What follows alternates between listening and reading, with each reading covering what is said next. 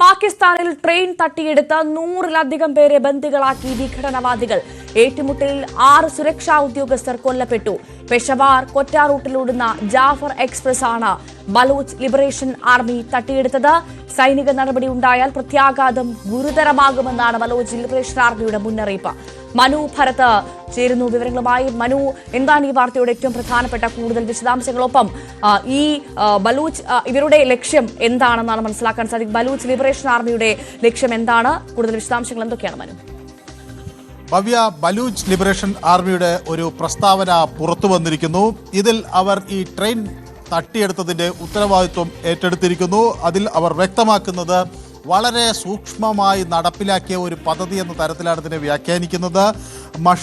മഷ്കാഫും അതുപോലെ ദാദർ ബലോൺ പ്രദേശത്തുള്ള അവിടുത്തെ സ്വാതന്ത്ര്യ സമര സേനാനികളാണ് ഈ പോരാട്ടം നടത്തിയത് എന്നാണ് ഈ ബലൂച്ച് ലിബറേഷൻ ആർമി വ്യക്തമാക്കുന്നത്. നമുക്കറിയാം, പാകിസ്ഥാനിൽ നിന്ന് മറ്റൊരു രാജ്യം വേണമെന്ന ആവശ്യം ഉന്നയിക്കുന്ന ഒരു വിഭാഗമാണ് ഈ BLA. അവർ പ്രത്യേകിച്ച് ഈ ബലൂച്ച് മേഖലയിൽ അവിടെ ആളുകൾക്ക് അവരുടെ വിഭവങ്ങൾ പാകിസ്ഥാനിലേക്ക് കൊണ്ടുപോവുകയും എന്നാൽ അതിനനുസരിച്ചുള്ള ക്ഷേമപ്രവർത്തനങ്ങൾ നടക്കുന്നില്ല എന്ന ശക്തമായ ആരോപണമുള്ള ഒരു സേനയാണ്.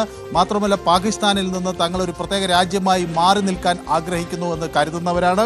ഈ വിഭാഗമാണ് ഇപ്പോൾ ഒരു തീവണ്ടി തട്ടിയെടുത്തിരിക്കുന്നത്. ഇവർ പുറത്തിറക്കിയ ബലൂച്ച് ലിബറേഷൻ ആർമി പുറത്തിറക്കിയ പത്രക്കുറിപ്പ് അനുസരിച്ച് അവർ ആദ്യം ഈ തീവണ്ടി സഞ്ചരിക്കുന്ന ട്രാക്ക് ജാഫർ എക്സ്പ്രസ് ആണ് തട്ടിയെടുത്തിരിക്കുന്നത്. ഈ തീവണ്ടി സഞ്ചരിക്കുന്ന ട്രാക്ക് ആദ്യം ട്രാക്കിൽ സ്ഫോടനം നടത്തി, പിന്നീട് നിർത്തിയ ട്രെയിനിൽ നിന്ന് അതിൽ സഞ്ചരിച്ചിരുന്ന യാത്രക്കാരെ ബന്ദികളാക്കി. ഒപ്പം ആദ്യഘട്ടത്തിൽ തന്നെ അതിൽ നിന്നുള്ള കുട്ടികളെയും സ്ത്രീകളെയും മോചിപ്പിച്ചു. സുരക്ഷാ സേനയുമായി ഒരു ഏറ്റുമുട്ടൽ നടത്തി അതിൽ 6 ഉദ്യോഗസ്ഥർ കൊല്ലപ്പെട്ടു എന്ന വിവരം അവർ പുറത്തുവിടുന്നു. 120ഓളം പേർ ഇപ്പോൾ തങ്ങളുടെ നിയന്ത്രണത്തിലാണ് എന്ന് ഈ പത്രക്കുറിപ്പ് പറയുന്നു. ഈ ഓപ്പറേഷൻ നടത്തിയത് ബലൂച്ച് ആർമിയുടെ മജീദ് ബ്രിഗേഡ് ആണ് എന്നവർ വ്യക്തമാക്കുന്നു. നമുക്കറിയാം, ബലൂച്ച് ലിബറേഷൻ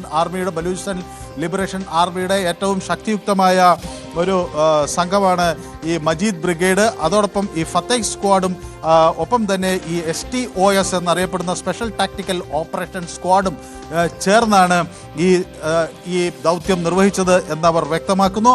മറ്റൊരു ഭീഷണി കൂടി അവർ പാകിസ്ഥാൻ സർക്കാരിന് മുന്നോട്ട് വയ്ക്കുന്നു. അനാവശ്യമായ തരത്തിൽ ഏതെങ്കിലും ആക്രമണം ഈ മേഖലയിലേക്ക് നടത്താൻ ഉദ്ദേശിച്ചാൽ തീവണ്ടിക്കകത്തുള്ള മുഴുവൻ ആളുകളെയും കൊലപ്പെടുത്തുമെന്നും രൂക്ഷമായ ഗുരുതരമായ പ്രത്യാഘാതങ്ങൾ ഉണ്ടാകുമെന്നും മുന്നറിയിപ്പ് നൽകുന്നു. അതാണ് മനു ഏറ്റവും പ്രധാനപ്പെട്ട കാര്യം. ഇത്തരത്തിൽ ഗുരുതരമായ പ്രത്യാഘാതം ഉണ്ടാകുമെന്ന് മുന്നറിയിപ്പ് ഇപ്പോൾ BLA നൽകി കഴിഞ്ഞിരിക്കുന്നു. അങ്ങനെയാണെങ്കിൽ ഇനി എന്തായിരിക്കും പാകിസ്ഥാൻ സർക്കാരിന്റെ മുന്നോട്ടുള്ള നീക്കം? ഈ 100-ലധികം പേരെയും രക്ഷപ്പെടുത്തേണ്ട ഉത്തരവാദിത്തമുണ്ട്. അവർ എന്ത് നീക്കത്തിനാണ് ആർമി അടക്കം മുന്നോട്ട് പോകുന്നതെന്നാണ് മനസ്സിലാക്കാൻ സാധിച്ചത് മനു? വലിയ പ്രതിസന്ധിയിലാണ് പാകിസ്ഥാൻ ഉള്ളത്. ആഭ്യന്തര യുദ്ധം അവിടെ, അല്ലെങ്കിൽ ആഭ്യന്തര കലാപം അവിടെ രൂക്ഷമായിക്കൊണ്ടിരിക്കുന്നു. ഒരു വശത്ത് സാമ്പത്തിക പ്രതിസന്ധി പാകിസ്ഥാനിൽ രൂക്ഷമാകുമ്പോൾ മറുവശത്ത് ആഭ്യന്തര യുദ്ധം ശക്തമാകുന്നു. ഇപ്പോൾ പാകിസ്ഥാന്റെ ചില പ്രതികരണങ്ങൾ വന്നിട്ടുണ്ട്. ബലൂചിസ്ഥാനിലെ പ്രാദേശിക സർക്കാരിന്റെ വക്താവ് ഷാഹിദ് റിൻ പറയുന്നത് അവർക്ക് ഇങ്ങനെ തീവണ്ടി തട്ടിയെടുത്തു എന്ന വിവരങ്ങൾ ലഭിച്ചിട്ടുണ്ട്. ക്വറ്റ മുതൽ പേഷ്വാറിലേക്ക് പോകുകയായിരുന്ന തീവണ്ടിയാണ് തട്ടിയെടുത്തത്. പെഹ്റോകുണ്ട്രിയും അതുപോലെ ഗദാലാറിനും ഇടയിൽ വെച്ചാണ് തീവണ്ടി തട്ടിയെടുത്തിരിക്കുന്നതെന്ന് അവർ വ്യക്തമാക്കുന്നു. 9 കോച്ചുകളുള്ള തീവണ്ടിയാണ് തട്ടിയെടുത്തിരിക്കുന്നതെന്ന് പാകിസ്ഥാൻ അധികൃതർ വ്യക്തമാക്കുന്നു. അത് സായുധ സേന അംഗങ്ങൾ ടണൽ 8 വെച്ചാണ് ഈ ട്രെയിൻ അവരുടെ നിയന്ത്രണത്തിൽ ആക്കിയത്.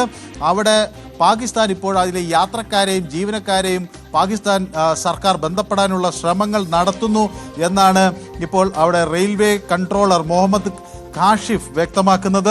അതോടൊപ്പം തന്നെ ഹെൽത്ത് ഡിപ്പാർട്ട്മെന്റിന്റെ വക്താവ് വസീം ബേഗ് പറയുന്നത് ഇവരെ മോചിപ്പിച്ചാൽ പെട്ടെന്ന് അവർക്ക് ആരോഗ്യ സംരക്ഷണത്തിനുള്ള സൗകര്യങ്ങളെല്ലാം ഒരുക്കിയിട്ടുണ്ട്. പക്ഷേ ഈ ആളുകളെ എങ്ങനെ മോചിപ്പിക്കാൻ കഴിയുമെന്നത് ഇപ്പോഴും പാകിസ്ഥാന് മുന്നിൽ ഒരു ചോദ്യചിഹ്നമാണ്.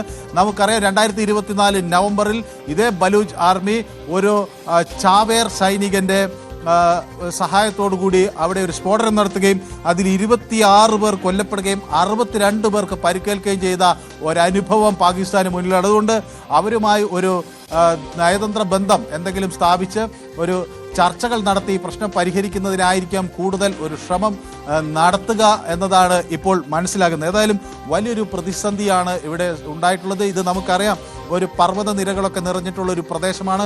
അവിടേക്ക് പെട്ടെന്ന് സൈനിക നീക്കം സാധ്യമല്ല. ബലൂചിസ്ഥാനിൽ വലിയ തോതിൽ പാകിസ്ഥാൻ സർക്കാരിനെതിരെയുള്ള ജനവികാരം പൊട്ടിപ്പുറപ്പെട്ടിട്ടുണ്ട്. കഴിഞ്ഞിടയ്ക്ക് പാർലമെന്റിൽ തന്നെ, പാകിസ്ഥാൻ നാഷണൽ അസംബ്ലിയിൽ തന്നെ അവിടെയുള്ള പ്രതിനിധികൾ ഈ വിഷയം വളരെ ഗൗരവത്തോടെ എടുക്കണമെന്ന് പാകിസ്ഥാൻ സർക്കാരിനോട് ആവശ്യപ്പെടുകയും ചെയ്തിട്ടുണ്ട്. അത്തരമൊരു ഘട്ടത്തിൽ അവിടെ അതൃപ്തി വളരെ രൂക്ഷമായി വരുന്നു. ഈ വിഘടന സ്വഭാവമുള്ള സംഘടനകൾ ശക്തി പ്രാപിക്കുന്നു. സ്വാതന്ത്ര്യം പ്രഖ്യാപിക്കുന്ന തരത്തിലേക്ക് കാര്യങ്ങൾ നീങ്ങുന്നു. പാകിസ്ഥാൻ വലിയ ആഭ്യന്തര സംഘർഷത്തിലേക്ക് നീങ്ങുന്നതിൻ്റെ ആദ്യ സൂചനകളാണ് ഇപ്പോൾ പുറത്തു വരുന്നത് എന്നാണ് നിരീക്ഷകർ വ്യക്തമാക്കുകയും ചെയ്യുന്നത്. ശരി, മനു ഭരതാണ് വിശദവിവരങ്ങൾ പങ്കുവച്ചത്.